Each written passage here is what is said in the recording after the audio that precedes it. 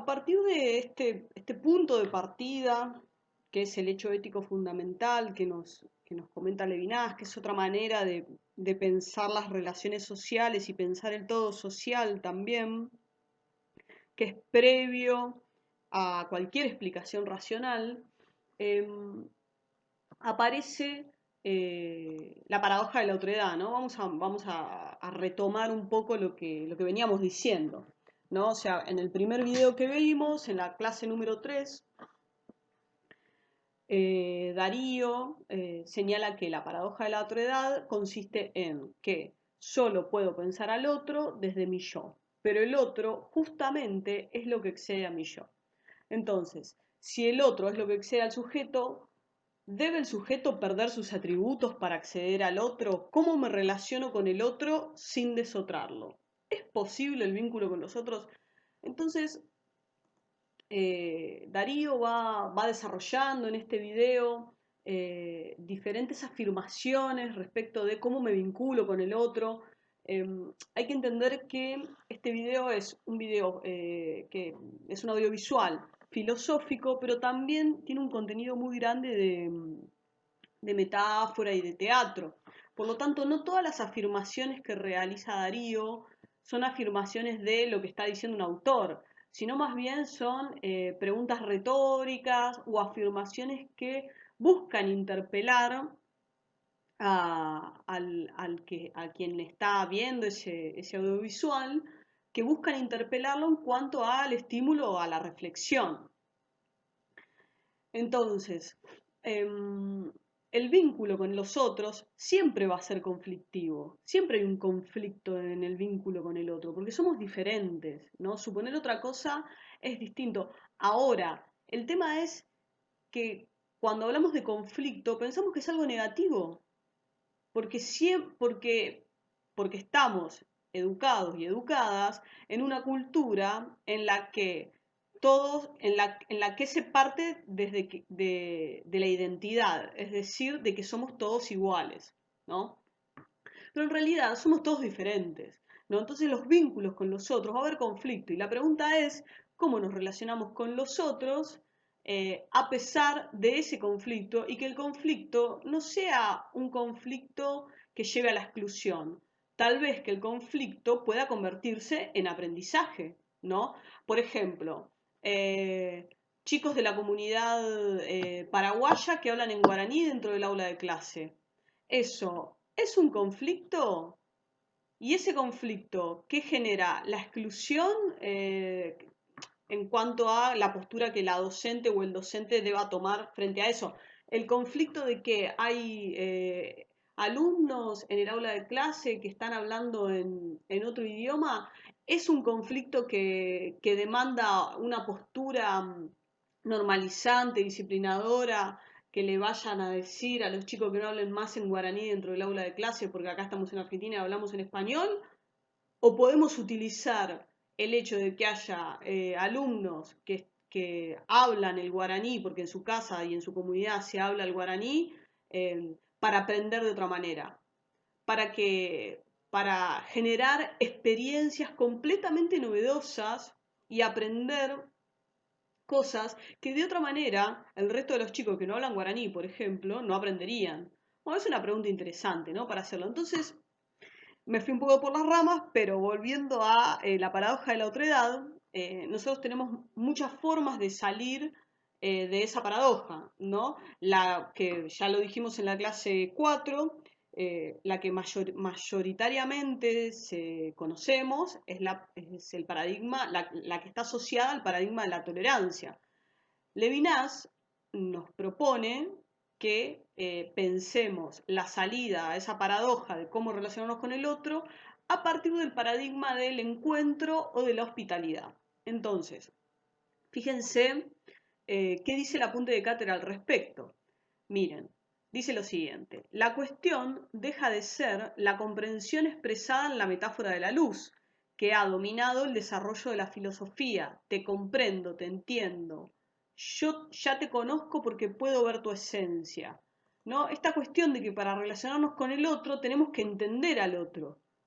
Que para Levinas sigue siendo un problema y sigue estando dentro de la lógica de la totalidad.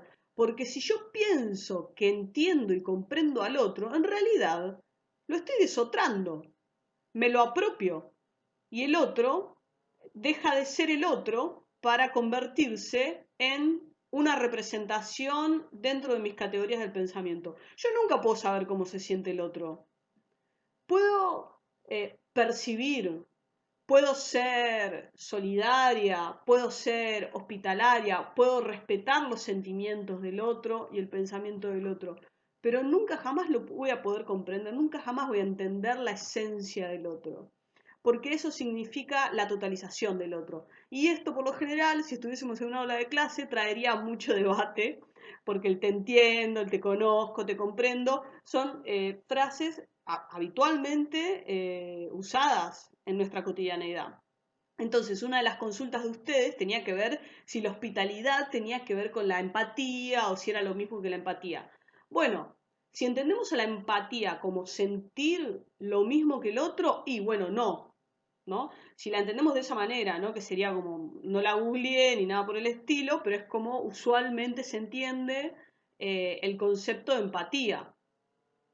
Entonces, yo recuerdo que a esa consulta, que en realidad la vi varias veces, esa consulta, yo respondí que la hospitalidad es más amplia que la empatía. Porque justamente no solamente es más amplia, sino que el concepto de hospitalidad entiende que es imposible sentirse igual que el otro, ¿no?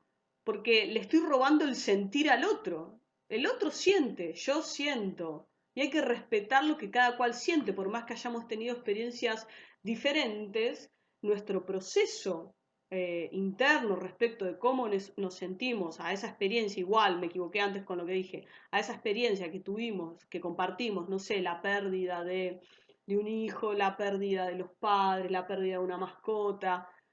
Son experiencias iguales, pero no quiere decir que nos vayan a producir lo mismo ni que procesemos el duelo de la misma manera, ¿no? Eso es hablando de los sentimientos. Ahora lo podemos trasladar y traducir al resto de las dimensiones que conforman la vida del ser humano y de la vida social del ser humano. Entonces, ¿cómo me relaciono con el otro sin desotrarlo? A través de la hospitalidad moral. Entonces, veamos un poco la definición que vamos a encontrar de hospitalidad moral en el apunte de cátedra. Dice que la hospitalidad moral que el sujeto ofrece al otro es una relación metafísica en la que ambos establecen un contacto que mantiene su separación e individualidad al tiempo que los vincula. Vamos a decirlo en criollo.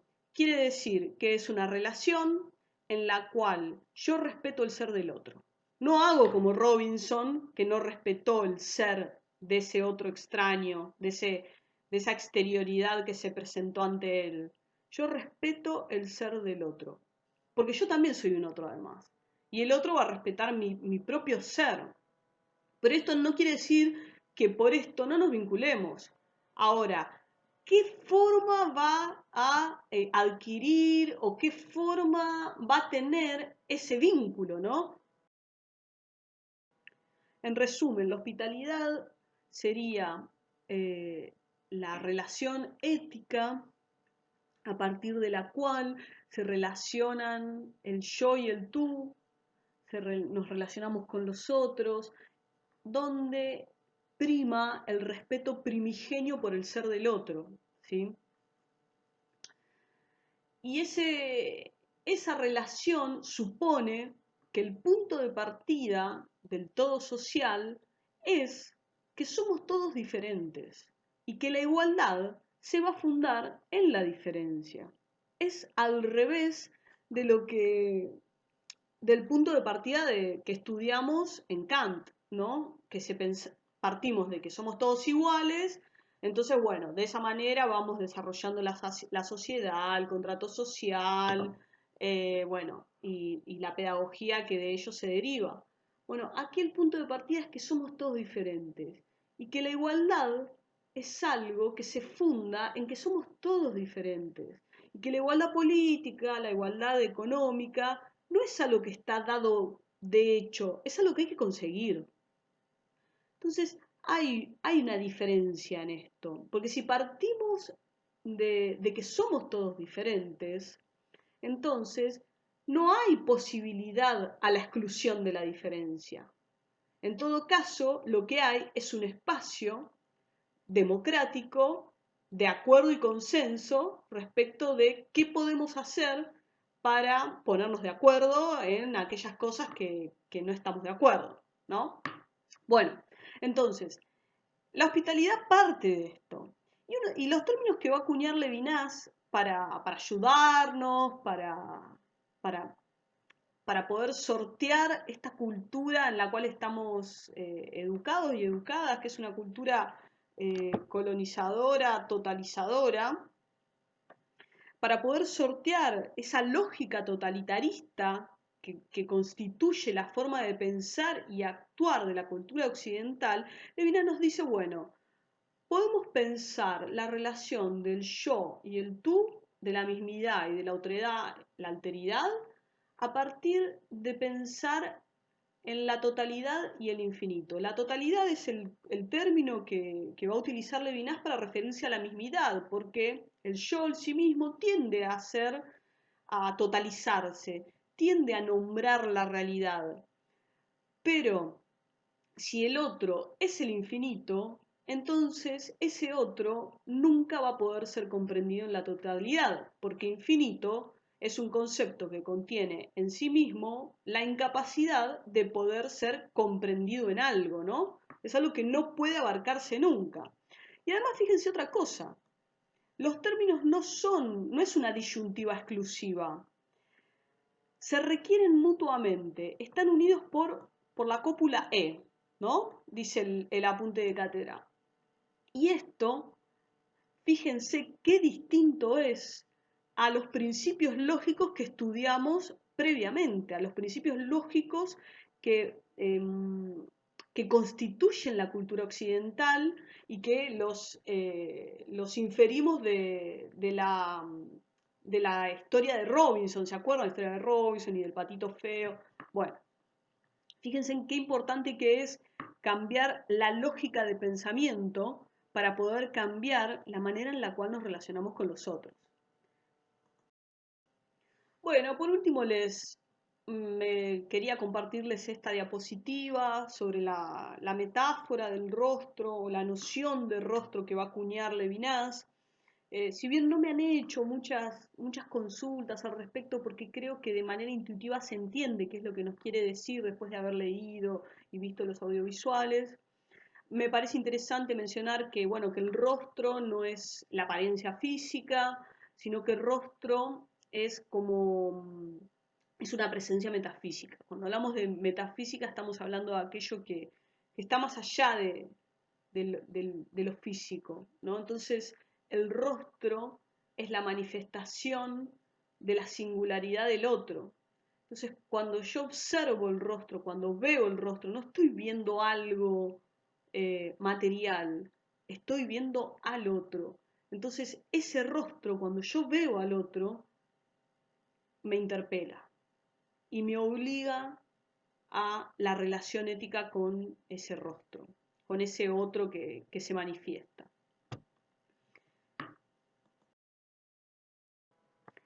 Bueno, y por último, quería compartirles esta diapositiva eh, como manera de organizar un poco, de ordenar un poco todas estas ideas que se vienen eh, hablando desde la clase número 3. En alguna clase pasada yo les hablé de que la tolerancia y la hospitalidad tenían que funcionar como centros gravitacionales o gravitatorios del resto de las ideas, eh, porque ambas nociones constituyen diferentes paradigmas de cómo nos relacionamos el yo y el tú, el yo y el otro, ¿no? Y esa relación primigenia que constituye la vida social después conforma cómo la cultura también se va a relacionar con ese otro, ¿no? Y por eso también estuvimos hablando bastante de la manera en la cual se constituyen las lógicas y cuáles son los principios lógicos que van a configurar nuestro pensamiento y nuestro actuar.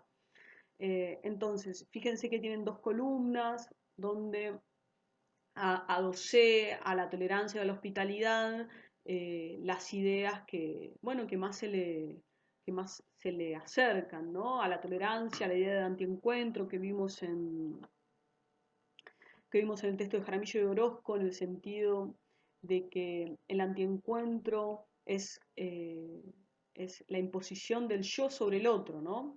Y en la tolerancia, eh, bueno, ya vimos, no lo quiero volver a repetir porque me parece que quedó bastante claro cuáles son los problemas de la tolerancia, que es una relación asimétrica de poder, donde quien está mejor posicionado siempre decide soportar a un otro que ese otro como diferente contiene algo negativo.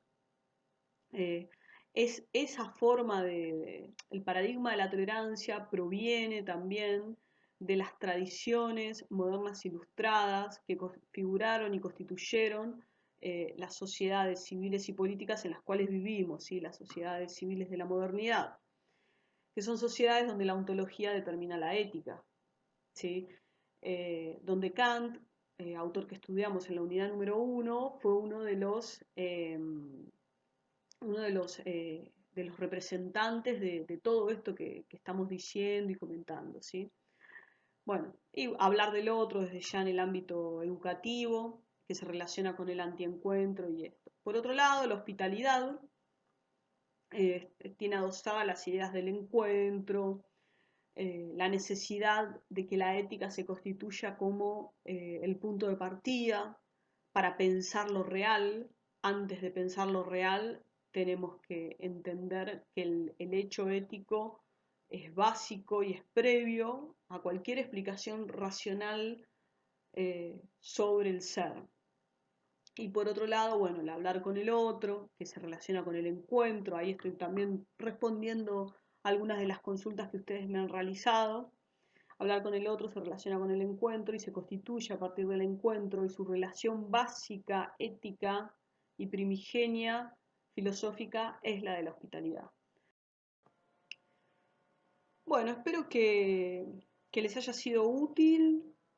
No quería dejar de mencionar que todo esto que estamos viendo es, eh, es en un nivel muy fino, bastante filosófico, pero que adquiere su sentido a partir de que la educación es una relación humana y en la educación se constituye a partir de la relación con el otro. Cómo nos relacionamos con el otro y cómo pensamos al otro precede la relación educativa.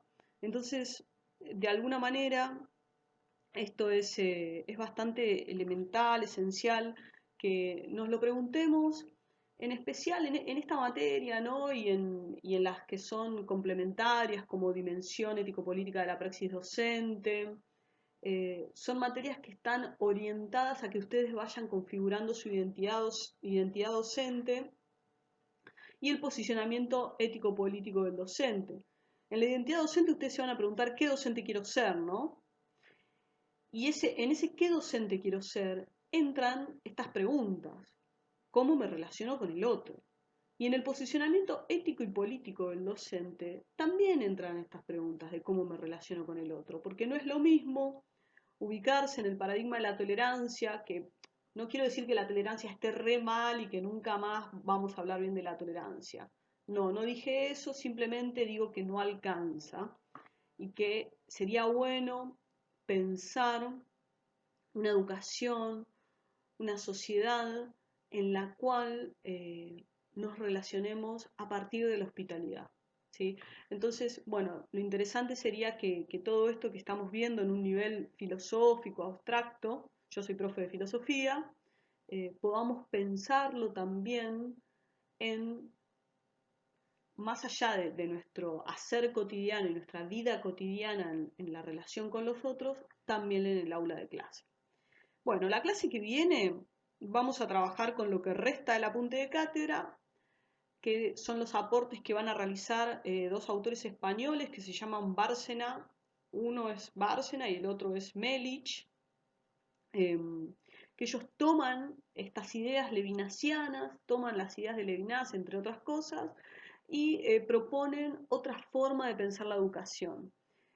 A esa otra forma de pensar la educación la van a llamar la educación como acontecimiento ético, y nos van a proponer dos conceptos que son muy interesantes para, de alguna manera, terminar no te voy a decir de cerrar, porque la filosofía no cierra nunca, pero sí terminar de establecer un conjunto de ideas que nos van a mostrar una manera diferente de ver el mundo y la educación, ¿no? Nos van a proponer un concepto de identidad que no es una identidad autónoma abstracta como la que mencionamos al principio de la clase cuando hablamos de los principios lógicos que configuran la cultura occidental, la filosofía occidental, sino que es una identidad heterónoma, es decir, está contaminada por el otro.